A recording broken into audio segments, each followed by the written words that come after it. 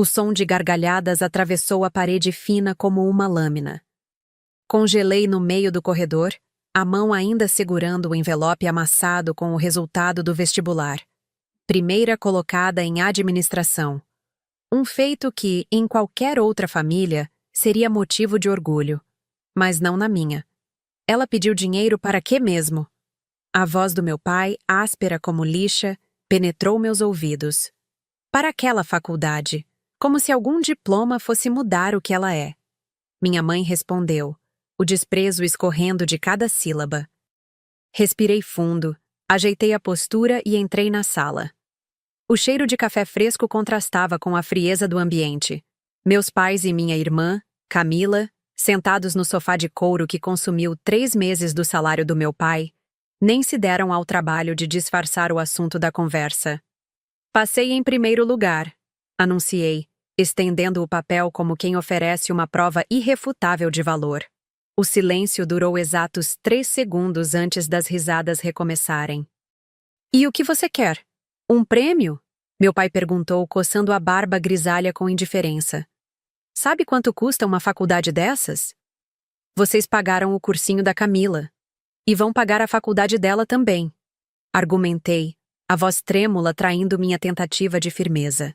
Minha irmã sorriu, aquele sorriso perfeito que custou uma fortuna em tratamentos ortodônticos que nunca foram oferecidos a mim. Seus olhos brilhavam com uma mistura de triunfo e pena. É diferente, filha. Minha mãe finalmente desviou os olhos da televisão, mas apenas por um instante. Sua irmã tem futuro. Medicina é garantia de sucesso. O que você vai fazer com administração? Conta de padaria? Para isso nem precisa de faculdade. As palavras atingiram meu peito como pedras. Não era a primeira vez, claro. Desde que me entendo por gente, habito os cantos da casa como um fantasma indesejado, um estorvo, uma despesa desnecessária. A filha que não brilha, que não encanta, que não merece investimento.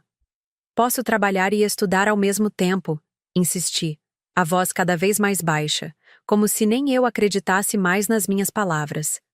Você é um estorvo, minha mãe disse, sem nem desviar o olhar da novela.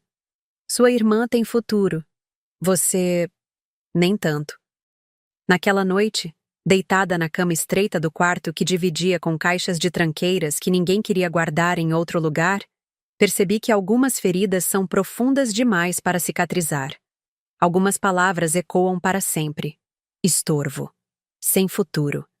Essas seriam minhas companheiras por muito tempo. Ou talvez não. Talvez pudessem se tornar o combustível para algo maior. Decidida, comecei a arrumar minha mochila. Os meses se transformaram em uma rotina exaustiva. Durante o dia, fazia cursos gratuitos em bibliotecas públicas. Excel, atendimento ao cliente, noções de contabilidade. À noite, trabalhava na lanchonete. Aos fins de semana, fazia faxina em um condomínio próximo para complementar a renda. O cansaço era meu companheiro constante. As olheiras se tornaram parte da minha fisionomia, assim como as mãos ásperas de tanto trabalho. Mas a cada livro que devorava na biblioteca, a cada certificado modesto que conquistava, algo dentro de mim crescia. Foi em uma das manhãs na biblioteca municipal que conheci Dona Lúcia, uma senhora de cabelos prateados que coordenava um programa de mentoria profissional para jovens de baixa renda. Você sempre está aqui quando chego e ainda está quando saio, ela comentou, sentando-se ao meu lado. O que tanto procura nesses livros, menina? Hesitei antes de responder. Não estava acostumada a interesse genuíno. Um futuro, respondi simplesmente. Dona Lúcia me observou por alguns instantes, como se pudesse ver além das minhas roupas simples e do meu cansaço evidente. Temos uma vaga de assistente administrativa na ONG onde trabalho. O salário é modesto, mas oferecemos bolsas de estudo para cursos técnicos. Interessada? Aquela pergunta mudou minha trajetória. A ONG ficava em um prédio antigo no centro da cidade, auxiliando pequenos empreendedores a formalizarem seus negócios. Como assistente, eu organizava arquivos, atendia telefonemas e, principalmente, aprendia. Observava cada detalhe de como os consultores trabalhavam, absorvia cada orientação dada aos empreendedores, anotava cada termo que não conhecia para pesquisar depois. Após 6 meses, consegui uma bolsa para um curso técnico em administração. Estudava nos fins de semana, trocando as faxinas por noites em claro debruçada sobre apostilas. O curso abriu minha mente para um universo de possibilidades que nunca imaginei existir. Você tem talento para números, comentou o professor ao me devolver um trabalho sobre análise financeira com nota máxima. Já pensou em fazer faculdade? A pergunta doeu como sal em ferida aberta. Faculdade era um sonho que havia sido ridicularizado, esmagado sob o peso das palavras da minha família. Um dia, respondi vagamente. Mas o um dia começou a tomar forma quando descobri os programas de bolsas universitárias. Durante meses, estudei nas madrugadas para o vestibular, enquanto mantinha meu trabalho na ONG durante o dia. O sono virou artigo de luxo. Minhas colegas de república raramente me viam acordada. No dia da prova, tremi tanto que quase não consegui preencher o gabarito. Mas cada questão parecia dialogar com todo o conhecimento que havia batalhado para conquistar. 3 semanas depois, recebi o e-mail. Aprovada em administração com bolsa integral. Chorei sozinha em meu canto da república. As lágrimas silenciosas lavando anos de dúvidas e inseguranças. Você não é um estorvo, sussurrei para mim mesma, como um mantra, uma promessa, uma nova verdade. A vida universitária não era nem de longe o que os filmes mostravam. Enquanto meus colegas compartilhavam histórias de festas e viagens, eu dividia meu tempo entre as aulas, o trabalho na ONG e projetos freelancer de organização financeira que comecei a fazer para pequenos comércios do bairro. Os professores notaram minha dedicação. Fui convidada para ser monitora em disciplinas de cálculo financeiro, o que acrescentou uma pequena bolsa à minha renda mensal. Cada centavo era precioso, cada oportunidade, um tesouro. Você nunca tira férias?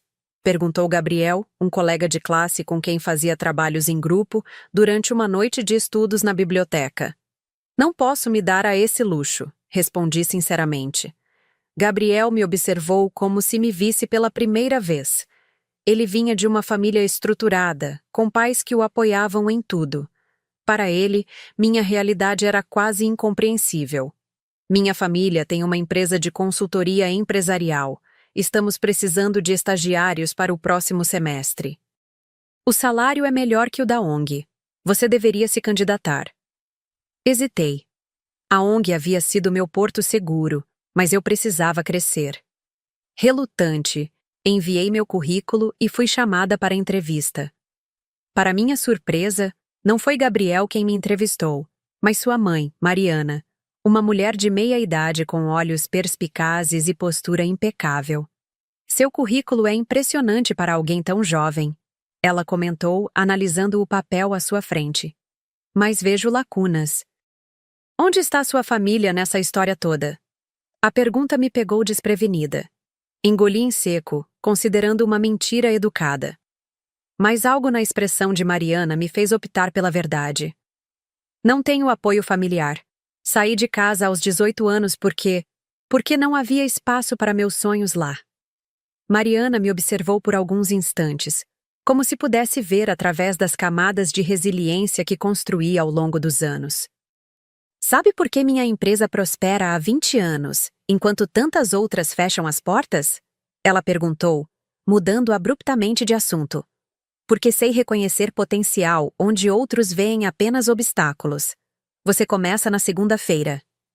O estágio na consultoria de Mariana abriu um novo capítulo na minha vida. Pela primeira vez, fui valorizada não apenas pelo meu esforço, mas também pelo meu talento.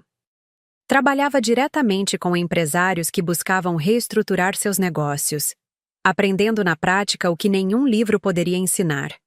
Em uma noite particularmente desafiadora, quando todos já haviam ido embora e eu ainda finalizava uma apresentação para o dia seguinte, Mariana entrou na minha sala improvisada. Você se cobra demais, ela comentou, puxando uma cadeira para se sentar ao meu lado. Preciso provar meu valor, respondi automaticamente. Para quem? Mariana questionou, seus olhos penetrantes buscando os meus. Para mim? Para a empresa? Ou para aqueles que disseram que você não tinha futuro? A pergunta atingiu o centro do meu ser. Desde que saí de casa, cada hora de sono sacrificada, cada oportunidade agarrada com unhas e dentes, tudo era movido pelo eco das palavras cruéis da minha família. Estorvo. Sem futuro. Eu vivia para provar que estavam errados. A maior vingança não é mostrar seu valor a quem te desprezou, continuou Mariana, como se lesse meus pensamentos. É construir uma vida tão extraordinária que eles se tornem irrelevantes na sua história. Aquela conversa plantou uma semente que lentamente começou a germinar em meu interior. Os anos na universidade passaram em um turbilhão de acontecimentos. Me formei com honras, sendo oradora da turma. Ironia do destino para alguém que cresceu sendo silenciada. Meu trabalho na consultoria evoluiu de estagiária para analista, depois coordenadora e finalmente gerente de projetos. O dinheiro, que antes contava moeda por moeda, agora permitia pequenos luxos. Um apartamento modesto, mas só meu. Roupas de qualidade, até mesmo uma pequena poupança para emergências. A menina assustada da rodoviária havia ficado para trás, dando lugar a uma mulher confiante e respeitada em seu meio. Mariana se tornou mais que uma chefe. Era uma mentora, às vezes uma figura materna que nunca tive. Em uma tarde, após a conclusão bem-sucedida de um projeto importante, ela me chamou em sua sala. Tenho uma proposta para você, anunciou, servindo 2 taças de champanhe. Estou pensando em abrir uma filial da consultoria focada em pequenas empresas. Quero que você seja a diretora. Quase deixei a taça cair. Eu? Mas há pessoas mais experientes, com mais tempo de casa. Ninguém tem sua combinação de habilidade técnica e sensibilidade humana. Você entende as dores dos pequenos empreendedores porque já esteve onde eles estão. Além disso, ela sorriu. Quero que seja mais que diretora. Quero que seja sócia, com participação real nos lucros. Naquela noite, sozinha em meu apartamento, chorei como não chorava há anos.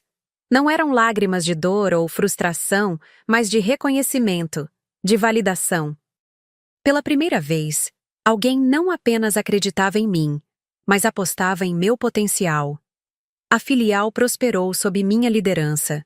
Desenvolvi uma metodologia específica para pequenos negócios, combinando estratégias financeiras acessíveis com mentoria personalizada. Logo, nossa carteira de clientes cresceu exponencialmente, atraindo a atenção do mercado e até mesmo convites para palestras em eventos de empreendedorismo. Foi durante uma dessas palestras que reencontrei Gabriel, meu antigo colega de faculdade, que agora trabalhava na empresa da família em outra cidade. Você se transformou, ele comentou durante o coffee break. Lembro de você como alguém tão reservada, quase invisível. Agora todos querem 5 minutos da sua atenção. Sorri, pensativa. Eu sempre estive aqui, Gabriel. A diferença é que agora os outros conseguem me ver. Nossa conversa foi interrompida por um telefonema de Mariana. A voz dela soava tensa, incomum para alguém sempre tão controlada. Precisamos conversar, ela disse simplesmente. Hoje à noite, se possível.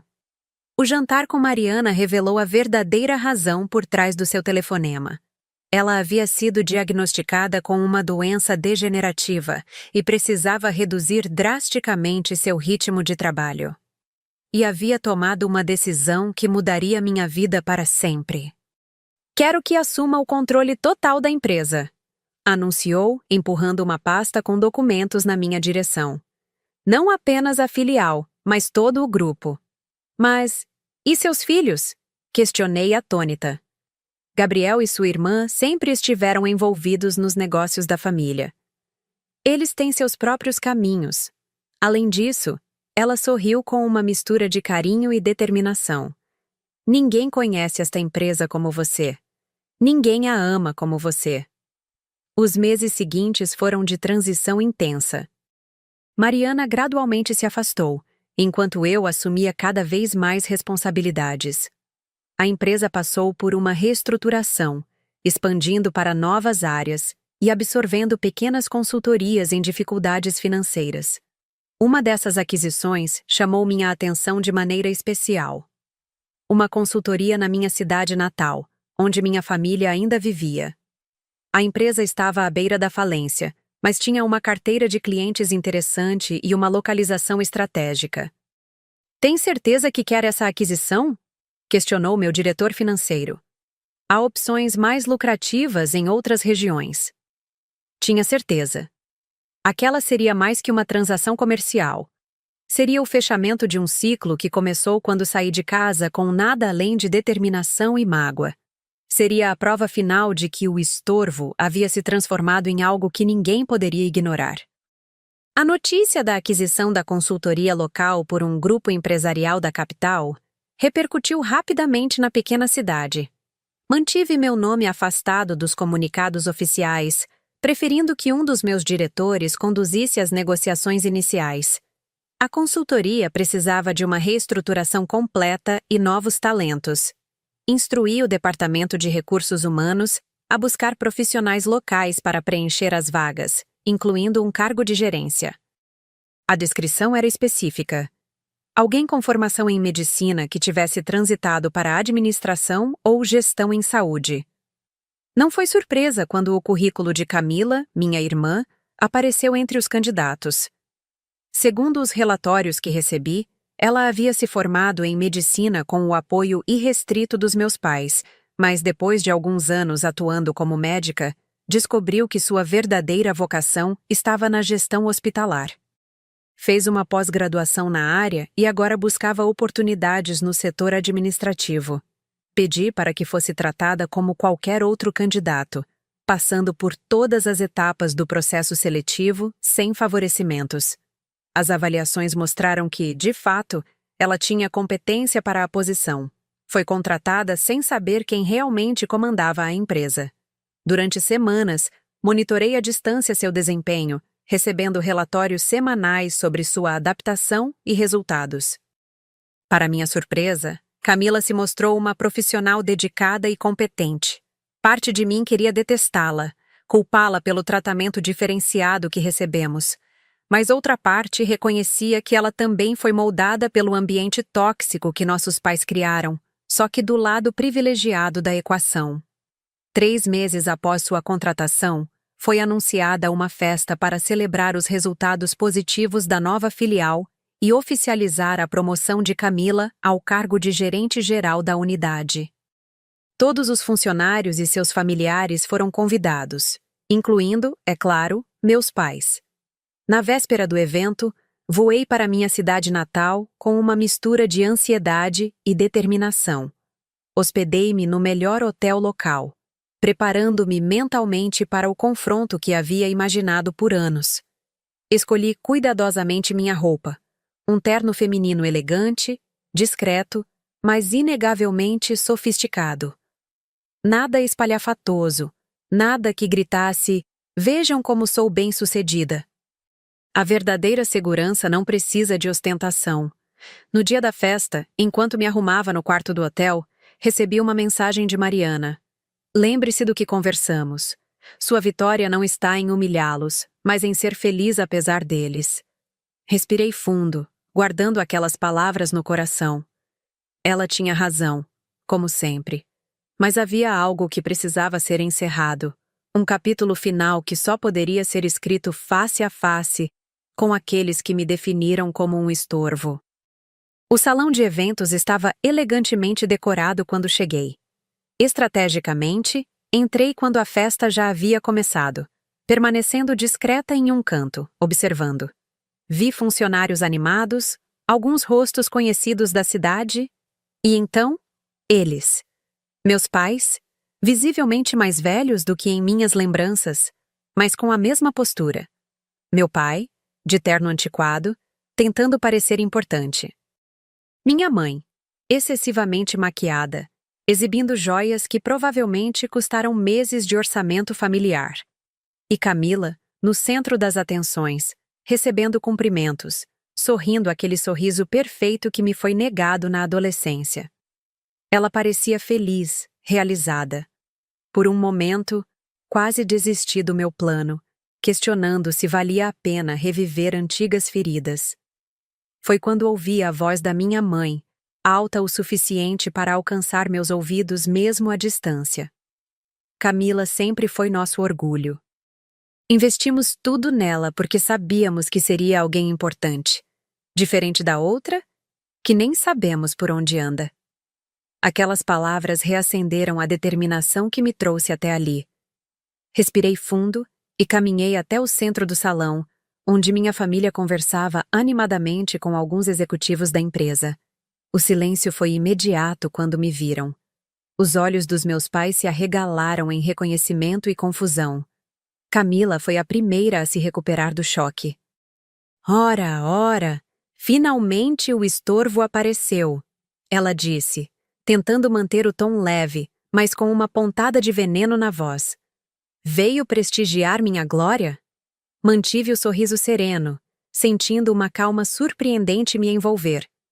Claro, você é fantástica, irmã. Como poderia perder esse momento? Minha mãe deu um passo à frente, os olhos percorrendo minha aparência de cima a baixo, provavelmente notando o corte impecável do meu terno, o discreto colar de pérolas, os sapatos de marca.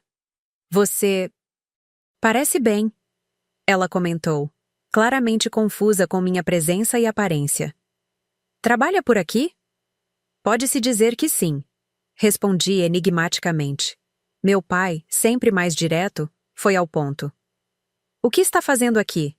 Este evento é para funcionários e familiares. Antes que pudesse responder, o diretor regional subiu ao palco, pedindo a atenção de todos para o momento oficial da cerimônia. As luzes diminuíram levemente e um telão acendeu atrás dele, exibindo o logo da empresa.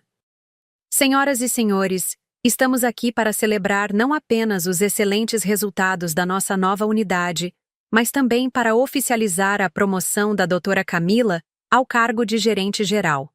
Seu talento e dedicação foram notados desde o início pelo nosso corpo diretivo e especialmente pela nossa CEO, que nos dá a honra de sua presença nesta noite. Todos os olhares buscaram pelo salão, tentando identificar a CEO mencionada. Vi a confusão nos olhos da minha família quando o diretor estendeu a mão em minha direção, me convidando a subir ao palco. Entrei no salão elegante, de cabeça erguida, o coração martelando no peito.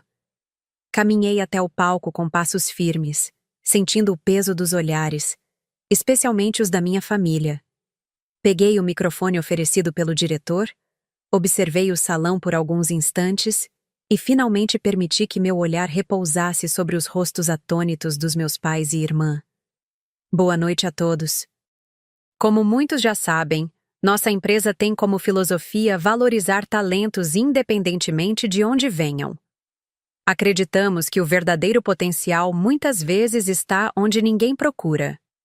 Fiz uma pausa estratégica, meus olhos nunca deixando os da minha família.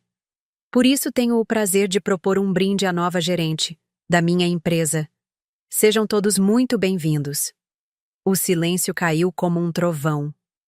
Vi nos olhos deles a confusão, o espanto, o desmoronamento silencioso de anos de certezas equivocadas. Meu pai empalideceu, minha mãe agarrou o braço de Camila como se precisasse de apoio físico, e pela primeira vez eu sorri de verdade. Não por vingança, mas pela liberdade de finalmente ser quem eu era, sem pedir permissão. Os minutos que se seguiram ao meu anúncio foram surreais.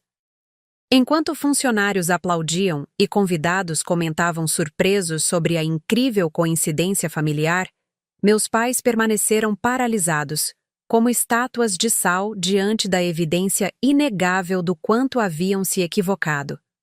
Após os discursos formais, desci do palco e fui imediatamente cercada por funcionários ansiosos por conhecer melhor a misteriosa CEO que raramente visitava as filiais.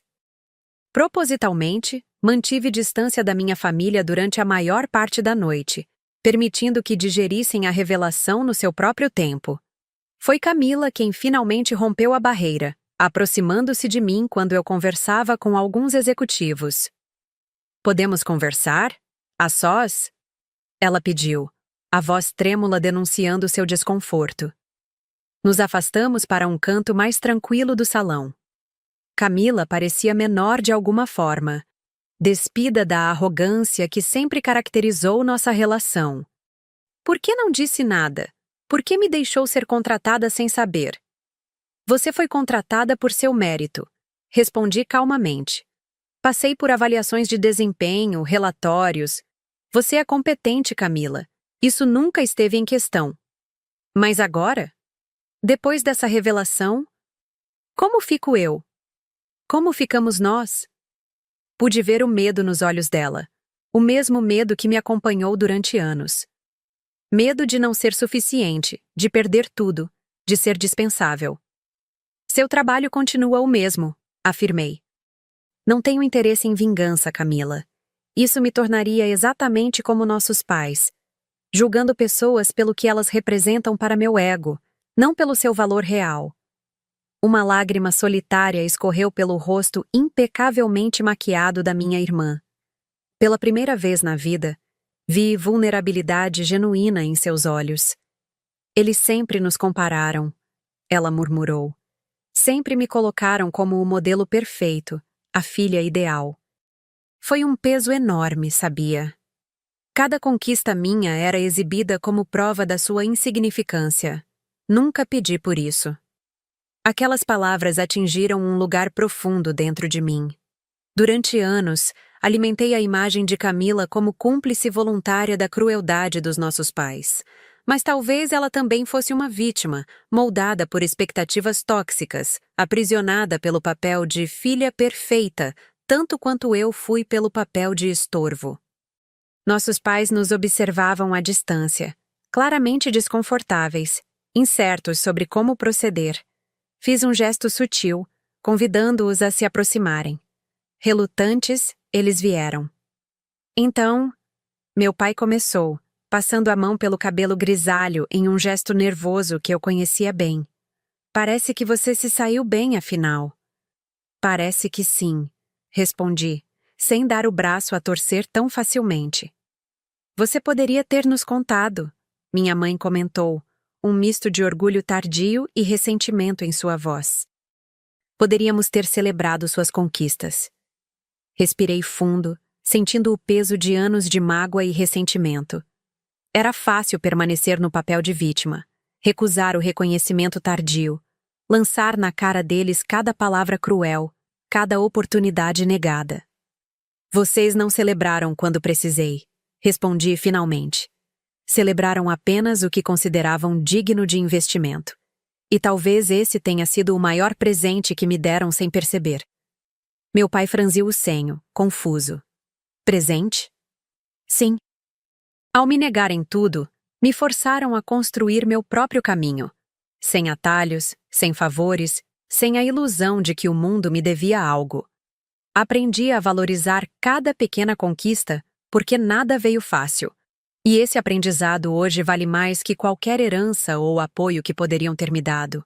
O silêncio que se seguiu foi denso, carregado de décadas de equívocos e oportunidades perdidas. Vi nos olhos dos meus pais algo que nunca havia visto antes. Não apenas arrependimento, mas compreensão. Talvez pela primeira vez, eles realmente me enxergassem. Nunca quis ser um estorvo. Continuei, mantendo a voz firme. Só queria a chance de mostrar meu valor. E agora, aqui estamos. Eu sou o futuro que vocês nunca imaginaram. Camila pegou minha mão, um gesto que me surpreendeu pela espontaneidade. Podemos recomeçar?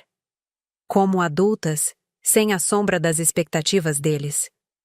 Olhei para os olhos da minha irmã, tão parecidos com os meus, e ainda assim, carregando experiências tão distintas. Talvez fosse hora de construir novas memórias, baseadas não no passado doloroso, mas nas pessoas que nos tornamos apesar dele.